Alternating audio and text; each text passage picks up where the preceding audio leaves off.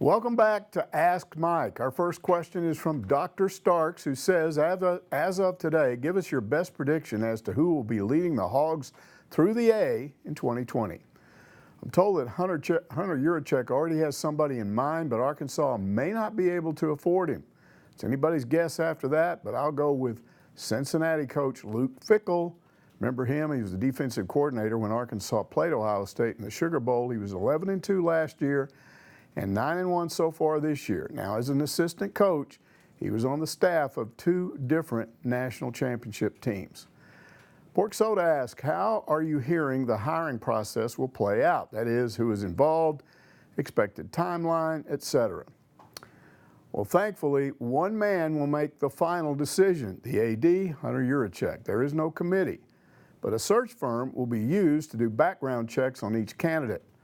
Yurachek's right-hand man, John Fagg, will assist in the vetting process, I'm told, along with former Razorback Steve Cox.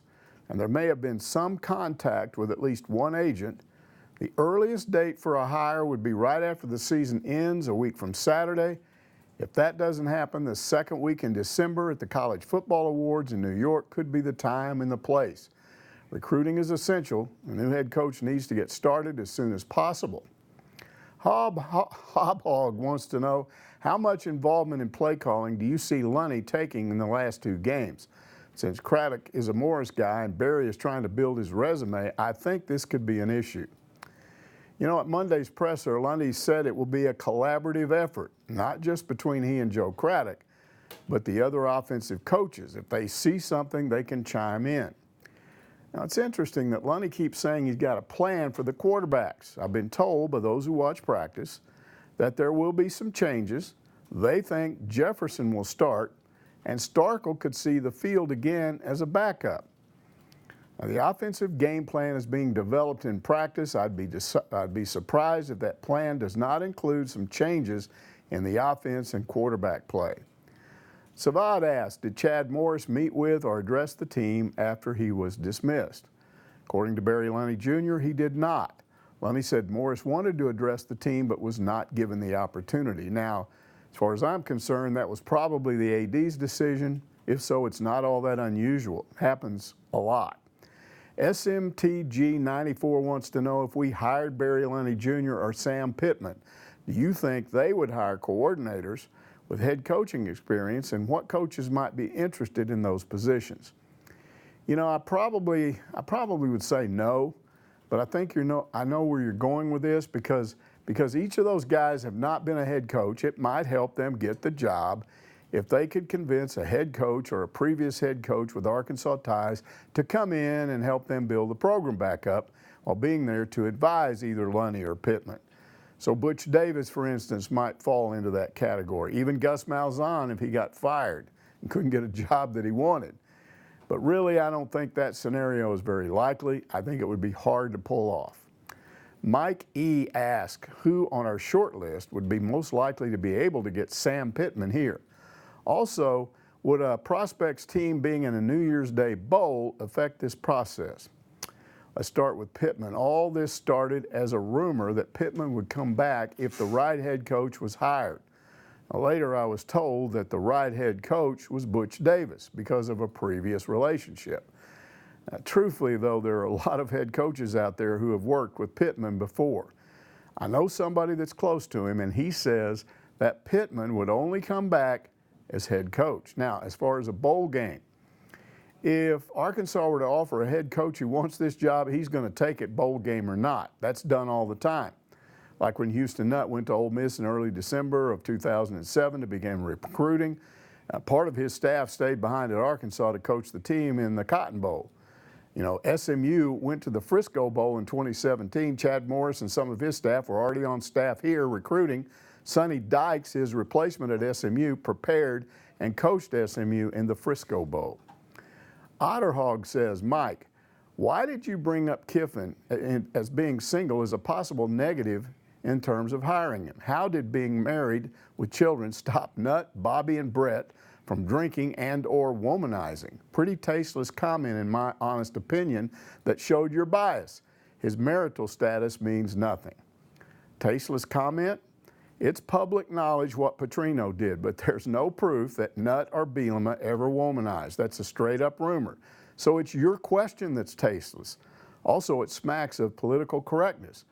When it comes to ADs hiring SEC coaches, political correctness is out the window. The circumstances of Kiffin's divorce are public. Considering Petrino's history at Arkansas, it seems unlikely to me that Kiffin would be hired here. Supposedly, Arkansas's AD tried to hire him at Houston when he was there and was turned down. Now, as far as Kiffin's marital status, it might not matter. Mike Neighbors is the women's hoops coach here, and he's single. But I suspect that Yurachek would want his head football coach to be working at the football complex and going home afterward to his family. I also suspect that you are bent out of shape because Kiffin is your guy. Well, guess what? I'm not making the hire. If Kiffin doesn't get the job, you can ask Yurachek why he didn't hire him. And if he does get the job, why would you care what I think? Ethan 2010 says, at the end of your pig trail coverage of the Morris firing, you mentioned briefly that SMU and Clemson people you talked to were shocked at how much influence Craddock had in the offensive decision-making. Could you elaborate further on that info? Well, no one at Clemson said anything to me about that. An SMU booster close to Morris believes that Morris gave too much control to Craddock. He says Arkansas's offense and play calling were not what he saw at SMU. Remember Morris's comment when he was hired about the offense being sideline to sideline and goal line to goal line? Well, apparently that was a whole lot more true at SMU than it ever was at Arkansas. This booster also says that Craddock told people at SMU that he wanted Ben Hicks, but he was going to have to talk Morris into the idea. Well, obviously he succeeded, and it ended up being a big mistake. TexHog 188 says the football program is in dismal shape. Given that Hunter Yurachek just fired a head coach with 2 games left in the season, does having him as our AD increase or decrease or have no impact on the pool of candidates willing to take the job of head football coach? That is an outstanding question, and I wish I knew the answer. But I know your premise. When Bielema was fired, was the small list of candidates the result of not having a real AD in place at Arkansas? And it seems logical that it would be. I mean, who wants a job when they don't know who their boss will be? But there's no proof that that happened. Also, it seems logical that having a real AD in place at this time would grow the list of qualified candidates. Now, we might end up seeing if that is true as this search moves forward. Hogzar1 asks, in your opinion, how has Hunter Yurachek handled this situation to this point? Well, we know just a little bit about the job search at this point, not enough that I can comment on that part of it. I do believe that he had no choice but to fire Morris when he did. The only thing I might question is doing it on Sunday instead of after the game. He could have had everything in place to remove him after the game if it seemed warranted, and then back off if it didn't. Watching Morris go through that post-game press conference was painful. Hunter Yurachek also kept a lot of fans waiting until the next day before they knew for sure that a change was going to be made. And believe me, a lot of them were either angry or depressed at the possibility that Morris could be back. Kevin says, with a loss to Georgia, do you expect the behind-the-scenes maneuvering from the Gus camp like 2 years ago? You know, I don't think it'll be as strong this time. I think Gus burned a lot of bridges last time.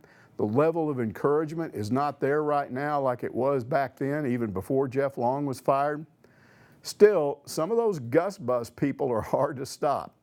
But another factor at this time is that it doesn't appear that Arkansas is his first choice or maybe even his second choice. If Auburn fires him and he doesn't have a better job offer, he might take the job. The question is, does Yurachek want to take a guy who wants the Arkansas job because he doesn't have better options? And I'd say no.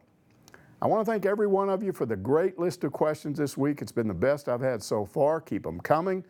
This reminder, if you're not a member of Hogville, go to hogville.net and sign up. It's free. Just select a username, go to the Ask Mike forum and post your questions. That's it for another week. See you back here next Monday when Ask Mike returns.